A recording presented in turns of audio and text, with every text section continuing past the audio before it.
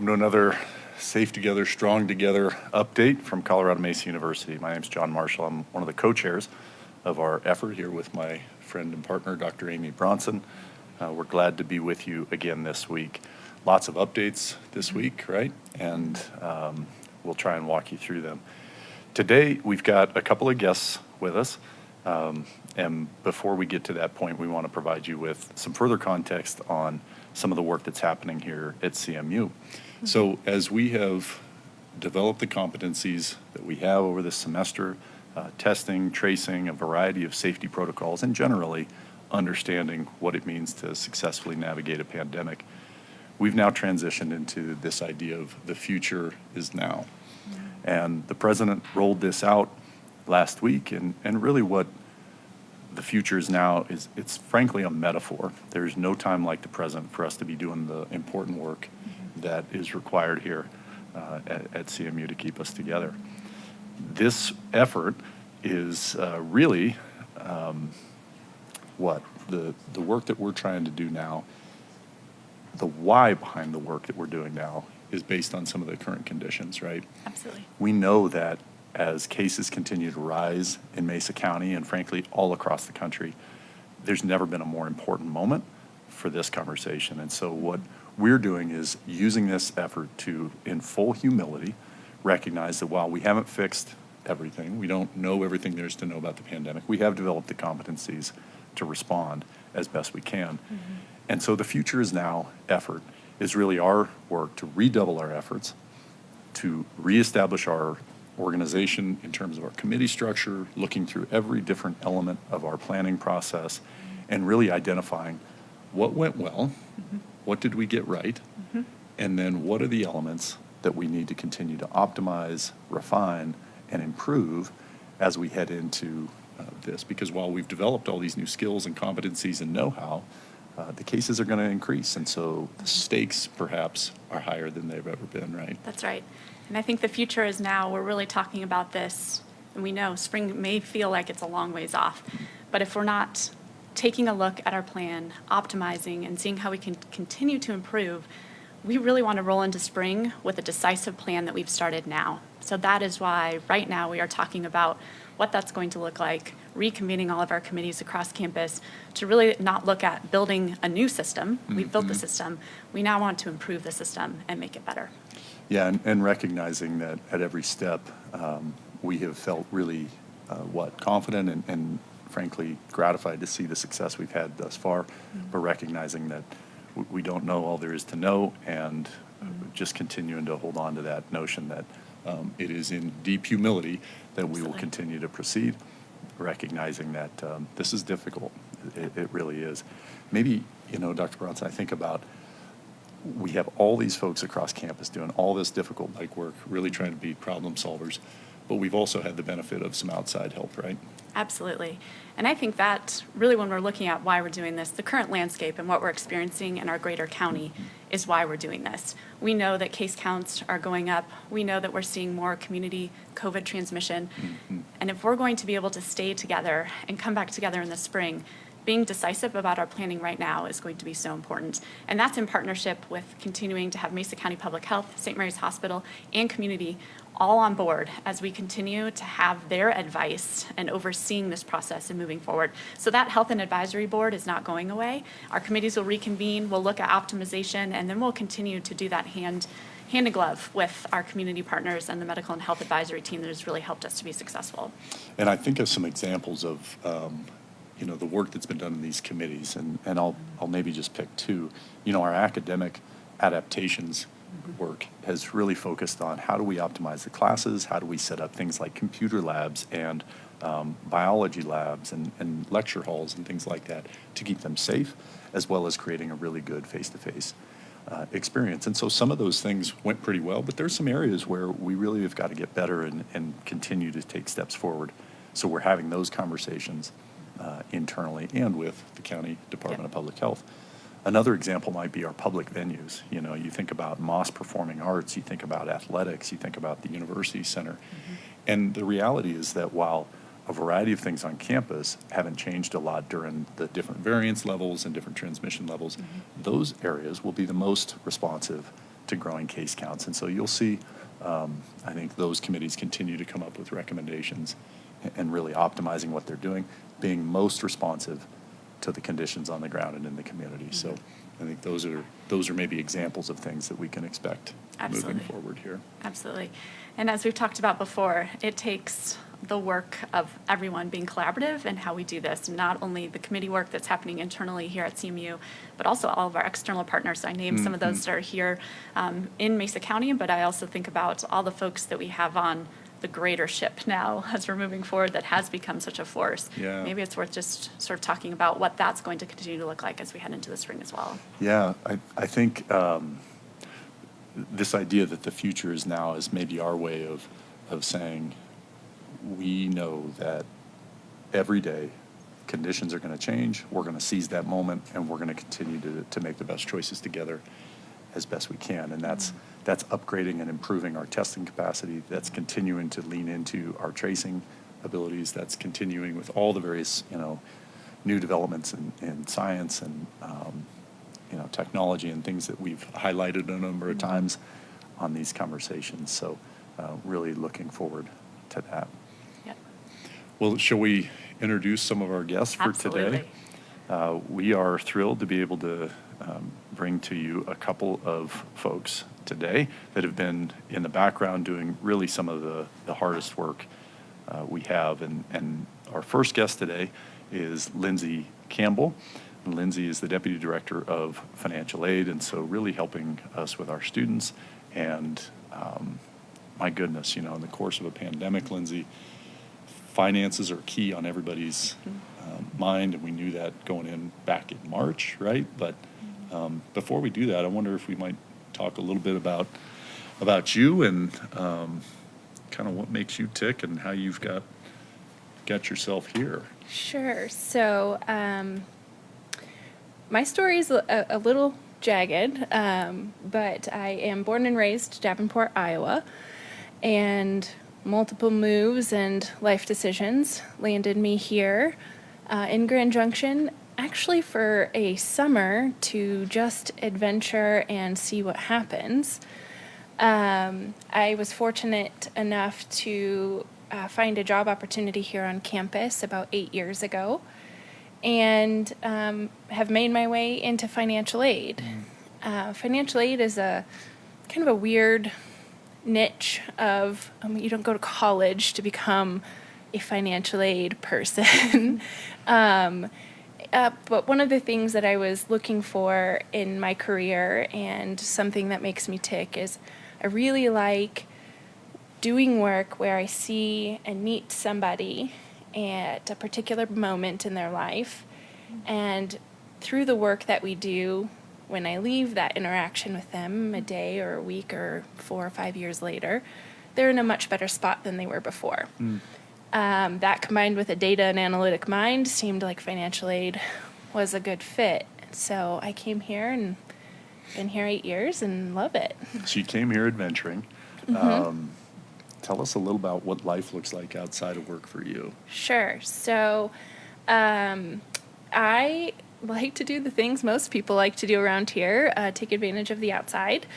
I recently, 18 months ago, had my first child, a little girl named McKenna. And so my adventuring has slowed and altered, and we spend a lot of time together with her and really kind of elbows deep in family life right now, which is, the most important time when we're going through all these confusing and hard times is to hang with the people that give you joy. Yeah. Yeah. Well, and I know that the work that you do here gives you some joy too, right? You get to work with students who, while maybe they're in a pinch in that moment, you get to be oftentimes a person who provides them some hope and some light and a path forward, right? Can you think of an example maybe of a student or students you've had a chance to help during this tough time? Yeah. There's a couple of examples. I think one is maybe a long-term example that started several years ago. Student came in, kind of Pell eligible, first gen, ticks a lot of boxes that really show that she maybe would have a lot more challenges than somebody not in a different situation. She was looking for work. I needed help, so she ended up working for me for a few years. She graduated in May, so her graduation looks so different because of COVID and the protocols we had to follow. Her access into her career has changed, but she found a home, and I received actually, it was a little cute little necklace in the mail the other day, and it was thank you for being you, which is really all why we do the work. And it's not just, that one student who happened to work in my office with me for a while, but it's also providing pathways and adjusting policy. And as much as we're pivoting and moving in the COVID world, we're also pivoting and moving to try to find ways and resources to be able to help students in a pathway that maybe they're not as close in touch with us, but we're trying to do that work as well. So we also have, of course, your partner in crime, Anna Nichols, who runs IRIS, and we're going to talk more about that in a moment. But if I'm a parent or I'm a student and I'm watching this right now, and I'm navigating all the other elements, help me just real quickly understand the difference between IRIS and financial aid and when I might go to the both. Sure. So the way we've set up is that we, financial aid, set policy and process, and IRIS delivers it. So IRIS is our front-face customer service. They are first-tier triage. They have been trained to deep dive into financial aid. Every now and then there's one or two very weird things happen in financial aid for a student, so we may have to step in and be a resource for them. But really, IRIS delivers our student interaction, our parent interaction, helps communicate due dates and deadlines, and is there as a resource for when the student maybe doesn't know exactly what to do next. And then us in financial aid, we're pushing the buttons and we're making it all happen as fast as possible and as accurate as possible. Got it. We've chatted a lot about during the course of the pandemic how we've learned things and been frankly forced to make some improvements, right? And Lindsey, I know financial aid is no different in this regard. I wonder, if we could walk through a few of those innovations. I think about maybe electronic forms, and how you've done some of the work you have to bring more things electronically. Maybe talk to us a little about that. Yeah, really flipping the financial aid office along with the rest of campus into the virtual space has been a lift of many people in our department and in other departments. I think the number one, there's two really big things that I think happened to make accessing financial aid and communicating with financial aid a lot easier. The first is the electronic forms. If you were a student here or a parent of a student here, just even last year or last spring, you needed to fill out an additional form for financial aid. You had to print it and sign it and email it or scan it in and fax it. Who faxes these days? But that was one of our tools. And with the help of my team and the IT department and making sure that we had all of the software pieces in place, we were able to lift not only in financial aid, but in the registrar's office and a few other key departments, flipping most of our paper forms into electronic forms. So you can literally just pull it up. And what's really cool is that you log in through your MavZone to access these. And so it communicates with our student information system. And so a lot of the information that you maybe didn't know before or weren't sure how to fill out, we can pull into that form and help you fill it out and make sure that you're filling it out correctly the first time and not so you don't have the runaround and then submitting it. The biggest, I think, improvement not only in the customer service delivery of e-forms, but is also on the processing side. There's one form that many students and families are familiar with. It's called the verification form. We have to verify that what you put on the FAFSA is correct. And in the old process, that could take 2 to 3 weeks to get through our system. and now we're processing them in 2 to 3 days. So you're Wow. getting a lot more information, a lot more responsiveness from our office than you did before. Well, I'm glad you brought up the work you do individually with students and parents, helping them. I wonder if you might talk a little bit about the work that you do, sort of one-on-one counseling students as they're in some of these more complicated sessions, because all of our situations are a little bit different, but I know that's one of the key things you all do from time to time is some of that real high-touch one-on-one work. Yeah, and so this is where we really partner with Iris in developing kind of their customer service tool set as well as ours. During the height of all of, going remote and coming back into school, a lot of students and parents have had questions, so my team has jumped in as well to help Iris. And the way we're doing that, the way students can access us is really now any way they can think of. So we're available in person, we're available on the phone, we're available in email. Those 3 things have kind of always been.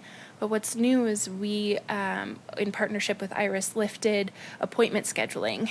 So you can now sign up for one-on-one appointments, 30 minutes, 15 minutes, longer if you need to, shorter if you need it, one-on-one with a financial counselor. In setting up that appointment, we get a little bit of information about you, what questions you have. We can research ahead of time. And so we can really maximize that time with you. Sometimes it's just the student, sometimes it's a student with the parents, and sometimes it's a video call with a whole group of people trying to help the student financially access their education. And I think that's been really helpful in these times where we are geographically separated or COVID separated, and being able to continue to provide those services and answers for families.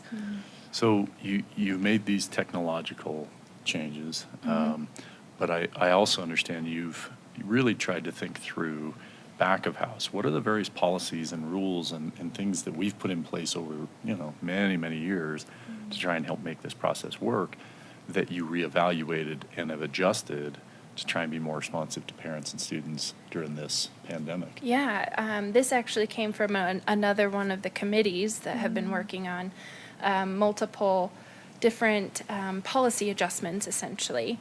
I couch them in 2 levels. First, financial aid is governed by the federal government, and so the Department of Education afforded us some federal regulatory relief on certain things that they would hold us accountable to and hold the students accountable to. One of those would be our satisfactory academic progress, and that was between spring and summer. Another is something, financial aid term, it's called return to Title IV. So if classes are not going well and you're choosing or having to choose to drop a class or to leave campus, there's some financial aid implications of that, and we've got some relief that we can provide students in that area as well, as to try to not burden them anymore. The second area is institutional policies, and so our committee came up with a couple of recommendations, and actually just finished our planning for spring semester, so we're already kind of set up and ready to go there, where we have more tools, and we've provided our counselors with more leeway in order to say, hey, is this student or family experiencing some financial hardship? Here is our tool set, here's the limitations, here's kind of the border, and all of this in the gray we can try to make work, and try to find a pathway for a student.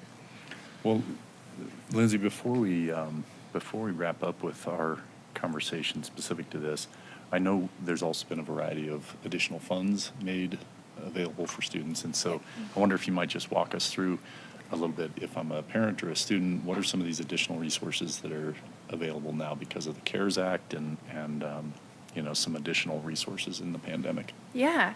So I could go into a very long story about CARES Act because it has been something that I have had to learn forwards and backwards. You but might need to truncate that a little. The nuts and bolts of it are as CMU through the CARES Act was afforded some funds that are considered direct payments to students for students that are experiencing financial hardship due to COVID.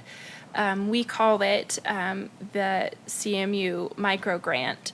And you can, if your family or your student is experiencing financial hardship due to COVID, and that can look a lot of different ways. Most commonly, it's been a loss of a job or reduced hours by the student or the family and not able to cover their bills for the semester. We had a student who had to quarantine and lost a couple days worth of work, so we were able to give funds that way. You do have to apply. There are some things that we need to get from you in order, some information we need to have before you can receive the funds. But all of that information is available on the CMU website, and you do the application. We can afford somebody up to about $2,500, depending on the student situation and the severity of the need. And usually we can get that money in hand in 3 to 5 business days. So it's pretty quick. And it doesn't count towards your financial aid. It's totally separate from that, even though it's coming through our offices. That's great. Yeah, well, we so appreciate the work that you and your team do. And I think as we look at pivoting towards the next phase of the future is now, I think your team is a good exemplar of what it looks like to make small optimization decisions that are going to improve the process. And I think it's easy to think that that's easy to do that. The system's already built. We're just making these fine tweaks. But sometimes that's the harder process and that's the harder work. So we continue to look forward to what your team will bring as we head into the spring and supporting our students. Yeah, It's thank you, exciting. guys. Yeah. Thank you Thanks so so much. much for being Yeah, on with us Appreciate today. it. Yeah. So we have another guest with us today, Anna Nichols, who's in charge of IRIS, and we're going to let Anna chat a little bit more about what IRIS is, right, and how Absolutely. it helps our students That's right. out. So, Anna, Anna, welcome. thanks for being here. Thanks, John and Amy. I'm really excited actually to come talk about IRIS because this is actually a project that I got to start at CMU. So I'm really proud and passionate of what we've been able to do for students. That's neat. That's really neat. So tell us a little bit about how you got here and maybe a little bit of what life looks like outside work before we jump into work life.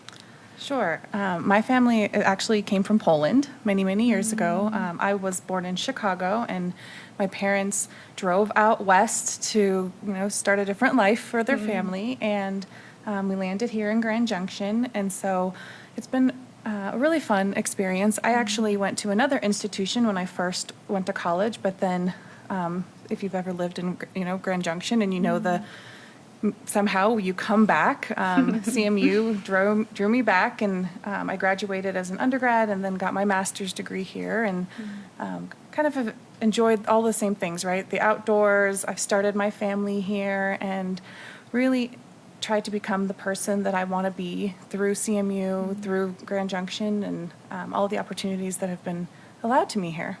That's neat. That's really neat. Well, you mentioned that you've sort of created what we know as IRIS here, but the acronym IRIS is a little funny. So maybe dive into what is that and why do we call it that? Sure. So IRIS stands for Integrated Resources for Information and Solutions. And what we did is partner 4 different areas. So registrar, financial aid, student accounts, and registrar, student accounts, financial aid, and academic advising. And we wanted to create a department that was going to reduce the bounce and reduce barriers for students and really see people as a whole student versus having to jump to this department to talk about finances and this department to talk about academics. A lot of those things really interact. So the number of credits that you're taking might impact the scholarship that you get, or vice versa. In order to receive certain grants, you need to be in a certain number of credits. And so we wanted to create a group of people that could see that whole picture and that were really well trained across all of those areas, so that you could come in for an academic advising appointment and we would know to check your financial aid status and help you holistically, kind of in a one-stop model, but then be able to connect you with everything else you need to be a complete student here. So as to think about IRIS and all the various resources that are available to students, of course, that we know, but if I'm a new student or a student maybe who hasn't had to avail myself of that, how do I engage with IRIS? Where do I find them? How do I track them down? Like, how do I get that help? So it's really exciting that we've got both an physical IRIS campus or department here on main campus as well as one on WCCC. So we have our office down in Lowell Heine Hall. That's the building with the 2 ramps. If you head down to the basement, we say. We're really excited. We've got a large desk. You can't miss us right there. And that's where all of our advisors have their offices. So you can either walk in and meet with Iris there, or you can schedule an appointment through our website. And at the convenience for the student, you can either come back to us in person, or we'll have a virtual call, either online via Teams or on the phone. And then we're always just answering phone calls and answering emails like many of the other departments. Really just whatever is most convenient for the student. If you're walking between classes, you can stop by and see us. Or if you have job and a lot of different things going on, live off campus or on campus, we're able to accommodate pretty much anybody's schedule. I wonder if we might take a moment and reflect back on the last 6 months that Iris has had, because I know, as we've been working hard to stand up testing sites and all the various elements of this thing, there's been work that's happening in the background to support students that you guys have been actively engaged in. And I think a little about the redeployment of staff. I think about some of the check-ins and the work you did over the summer. Can you just take 30 seconds and kind of walk us through what that progression looked like for you guys over the last 6 months? Sure. I think the biggest piece that I reflect on over the last 6 months is that it's taken a tremendous amount of collaborative effort to get students the service they need. And so when we were all sent to, stay home in March and April, we had many departments and many people jump in to help students because nobody knew what they were supposed to do. And we had lots of employees across campus, our IRIS team, financial aid, the registrar staff, student accounts, all of these groups came together, and we spent a lot of hours training them like an IRIS advisor, so that whether you needed to, if you couldn't call us and get a hold of us, you could get an appointment with someone as quickly as possible or answer an email. We've done a lot of that effort, specifically in the areas of schedule building and helping get new student schedules because they couldn't come here for an orientation. And so then the follow-up work on helping them learn to build schedules on their own as we roll into spring semester. And then the hard work of financial counseling, which really has grown tremendously, obviously, in this year with all of the challenges that families are experiencing. But that's something we did before the pandemic. And we just had grown that service because so many students needed it. But whether you are experiencing hardship now or just want to get through the financial aid process and need a little extra help along the way, our IRIS advisors were able to do all of those pieces and to serve students in that capacity with all the help of the people across campus. You had such a beautiful dream of a one-stop shop to support our students, and I'd love to see that in action. As we pivot and start thinking about the future is now, and that's where we're headed, optimizing what you're already doing, what do you see for IRIS as we head into the spring? So we've made a lot of changes campus-wide, such as putting up a new registration system that's going to make registering a lot easier. Our registrar's office staff really made it easier for students to see what the class delivery is going to look like. So whether that's in person, fully, or online, and what that looks like. The new system also lets you see your schedule as it's being built by dates and times. And no one's really lived through that yet because registration starts here in just a few days. So our IRIS advisors are ready to help students through that. We've created a lot of training videos and little tutorials to help you along the way. Along with that, for the students to be able to register, they've got holds to resolve, whether those are immunization holds or other records holds, and then always the financial holds. So we are very fortunate to have that CMU microgrant available to help students who may have used up all of their financial aid and still have an outstanding balance, if they want to use those funds for that, or if they want to use, they're worried about their rent, or it's just something to ease their mind as they're rolling into spring financially.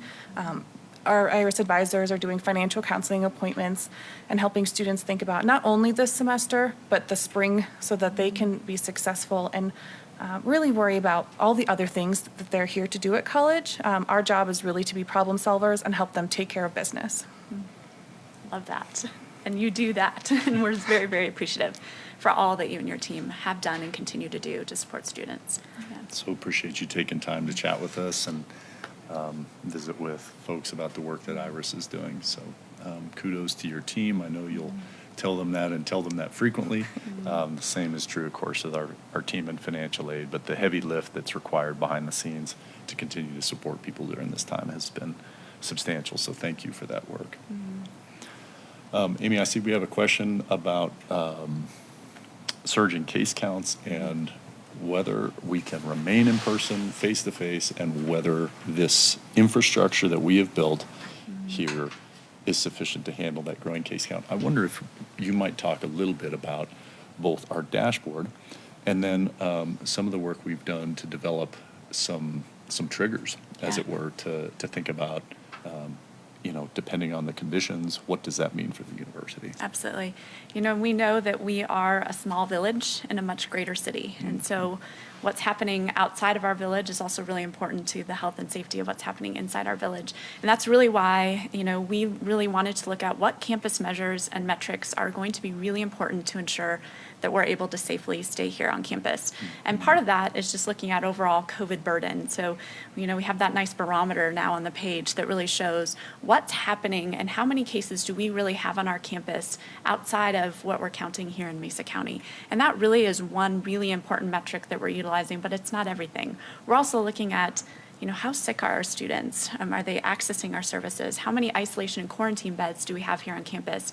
And right now, we really are able to, and the infrastructure is there to be able to support even the increase in cases that we're seeing, mostly because the infrastructure is there, and we're able to quickly respond, quickly mitigate, and quickly isolate those cases to keep them from spreading. We talked a lot about our wastewater testing last week as sort of one area that we're using as early indication to be able to put some more of our other pieces into place. But maybe it's worth talking about some of the other pieces that we're putting forward for the spring, optimizing some of our testing that's going to give us quicker turnaround time. Yeah, I mean, we've done a lot of work around trying to get that same-day LAMP rapid saliva screening.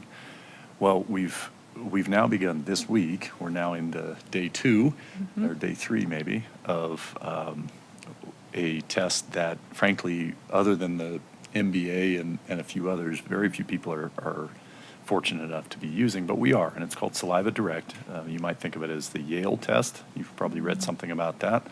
And that is allowing us to take the formerly nasal swab, which, as much fun as those were, just really disappointed to see those go away. But we're going to move toward this saliva test. And so we're now in day 3 of doing that. And this is unique, right? Because it is a diagnostic PCR test. So it is saliva-based rather than the swab. But so we get the accuracy of PCR, right? Same level of sensitivity, so meaning it will test or detect very, very low levels of the virus, meaning it's very accurate in shorthand. But the other reality is that when we ship these swabs off out of state, it's a few days before we get those results back. And that was over the summer. 2 days seemed like a really good deal when there were 8 and 9 day turnarounds around the country. Saliva Direct is the next step in this, and what that's going to allow us to do is turn those around next day. And when we think about the importance of speed and learning this, right, when a virus is growing in hours, not days, to be able to turn that in under 24 hours really is a substantial improvement for us. And so we're excited to take that next step and really continuing with both our LAMP saliva same day and our PCR Saliva Direct that allows us to turn those next day.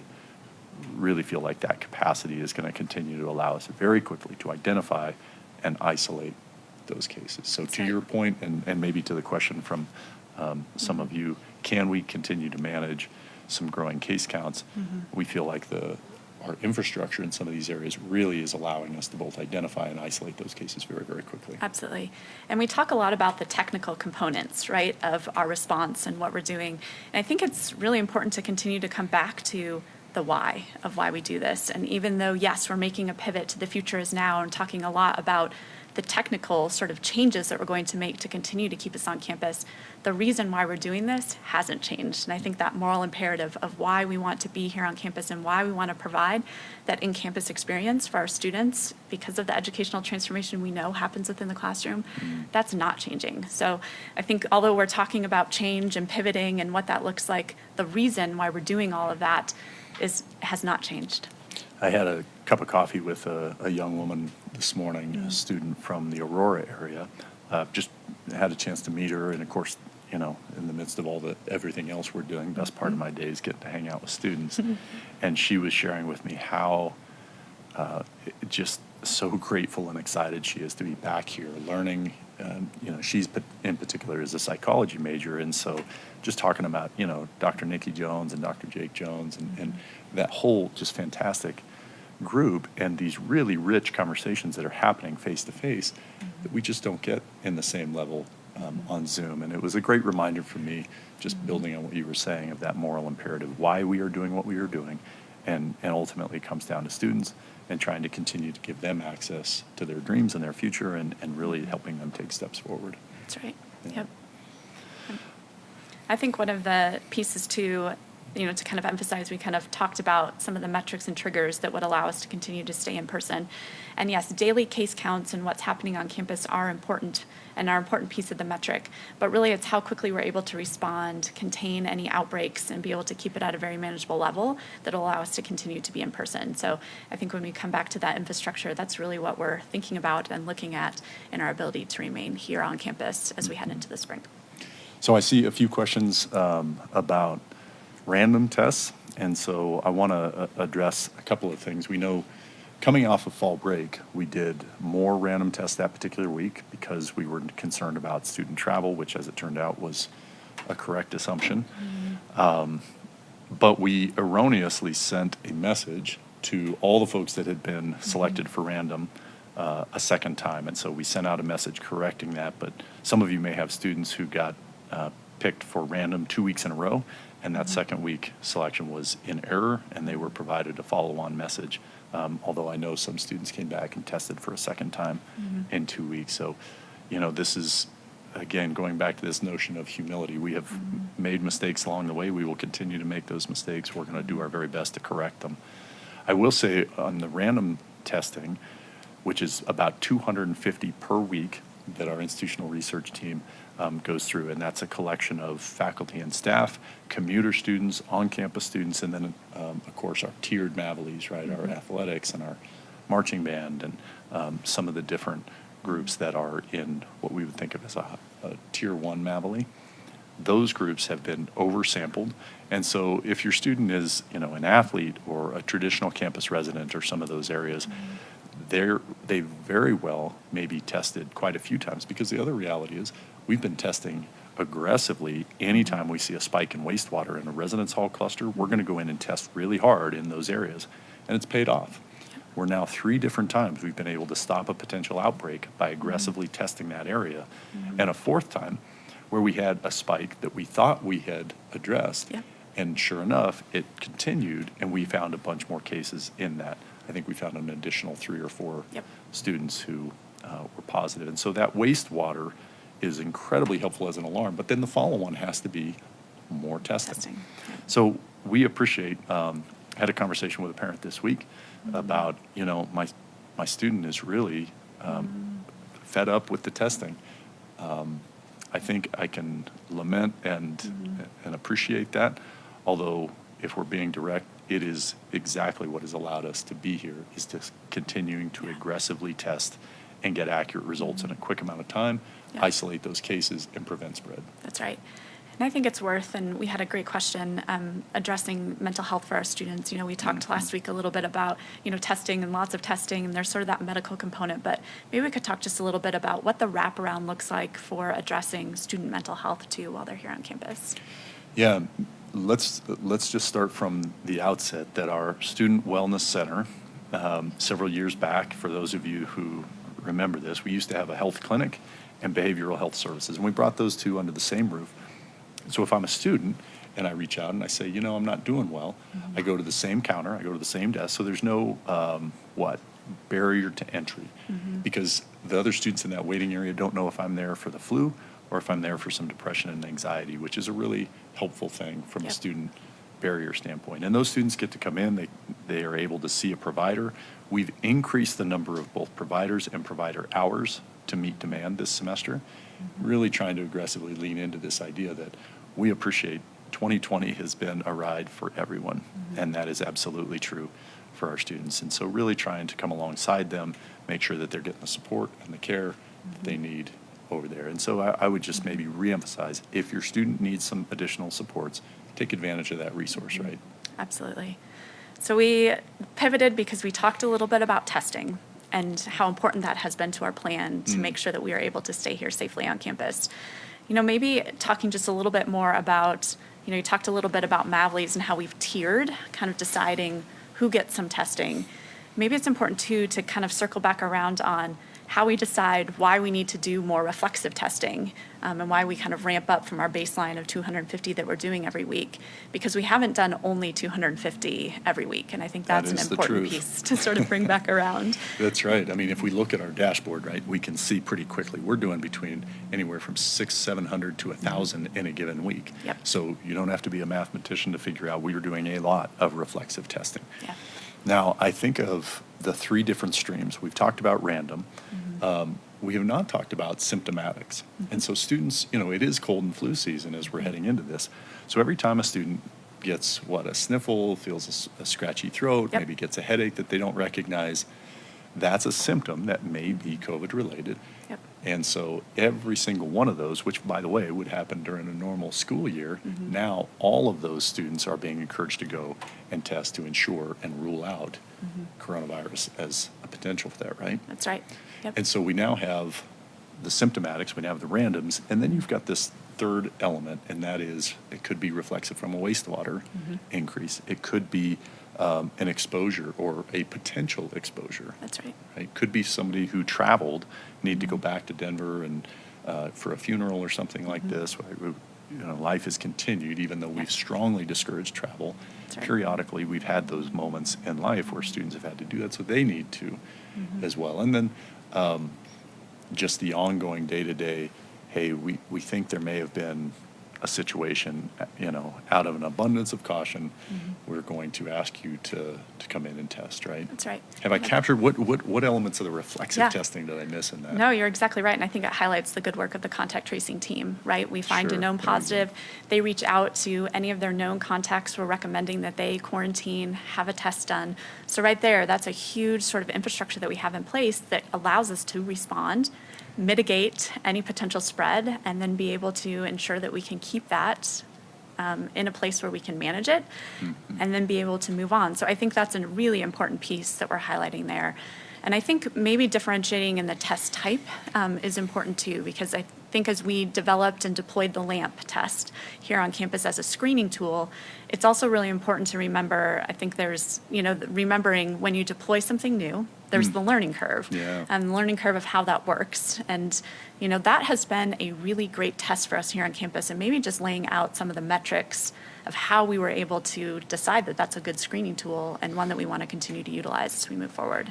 I wonder, I want to do that, and I wonder on the front end, do you want to maybe just draw a quick distinction between the LAMP saliva, what exactly that is doing, and a PCR test? What are those two differences? Absolutely. So I think it's really easy to think about different testing types and to not really be sure about what these tests do and why we utilize them in different ways.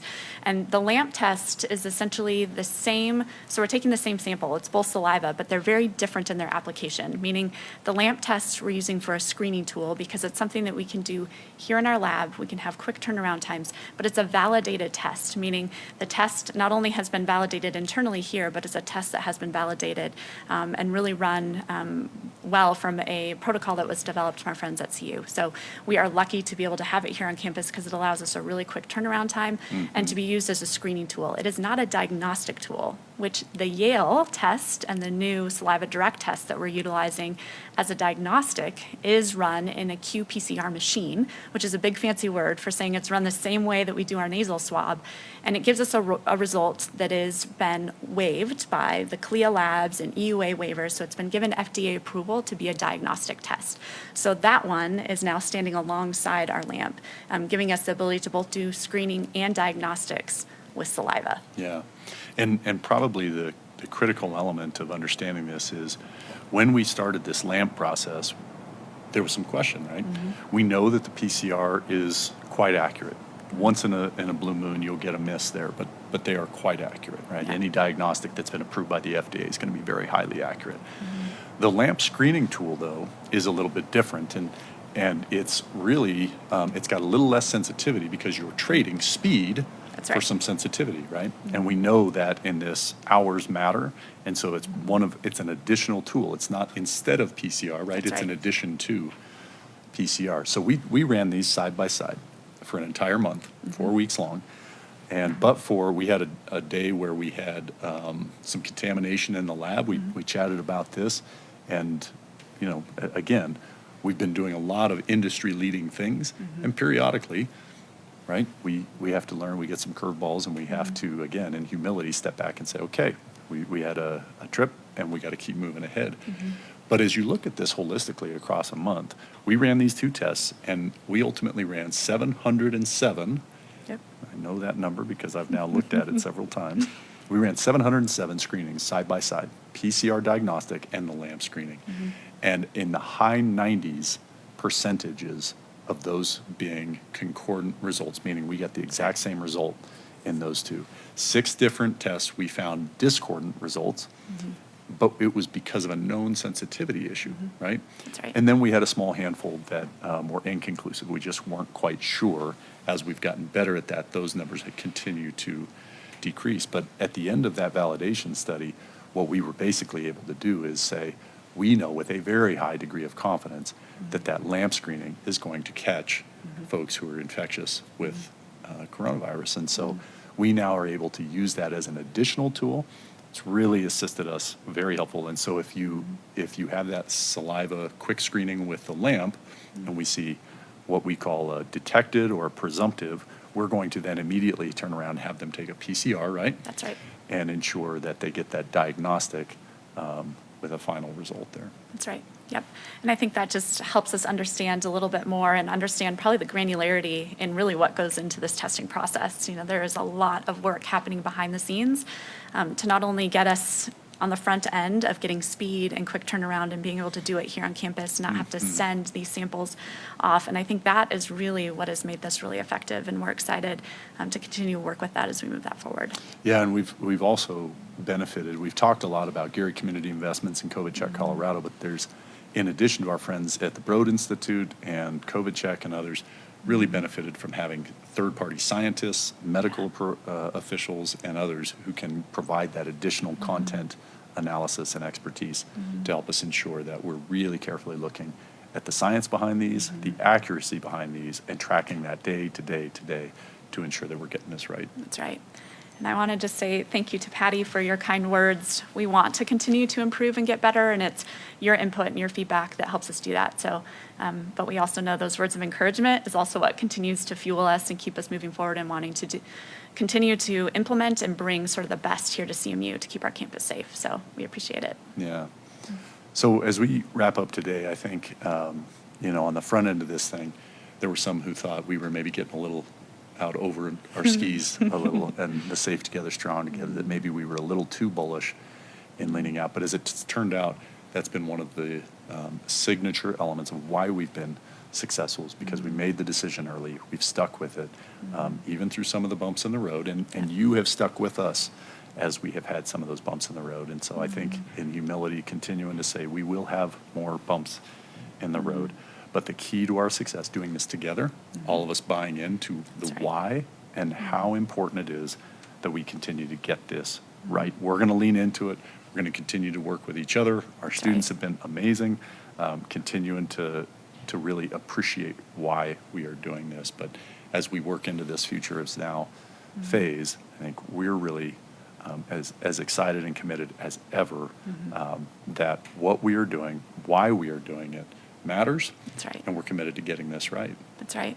And the future is now. We know COVID is unpredictable, but we do commit to continue to staying on the leading edge, trying to make sure that what we are doing and our plan to optimize safety here on campus is just that, and that we're doing that so that we can all be back together again this spring.